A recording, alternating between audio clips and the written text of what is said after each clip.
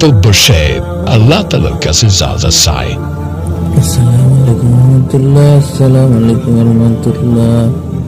আল্লাহুম্মা আমিন। আল্লাহ সুদের বর্ষ ভালো যাইতেছে না, আল্লাহ তুমি সুদকে কবুল করে নাও। আল্লাহুম্মা আমিন।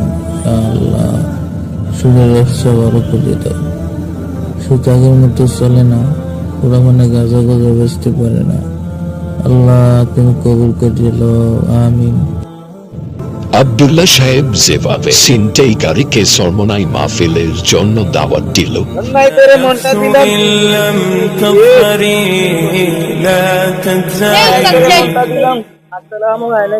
ওয়ালাইকুম আসসালাম। ভালো আছেন?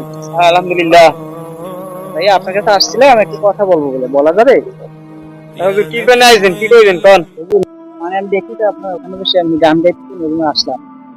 ভাইয়া আমরা তো গান গান শিখেছি, আমাদের তো দিনের কিছু কাজ করতে হয়। আমাদের সামনে মনে মাহফিল শুরু হয়েছে, আপনার 19, 20, 21 তারিখ শুরু হবে। আপনি যদি একটু আমাদের এখানে যাইতেন, এরকমের গানে তো সবকিছু ফায়দা না, ঠিক আছে?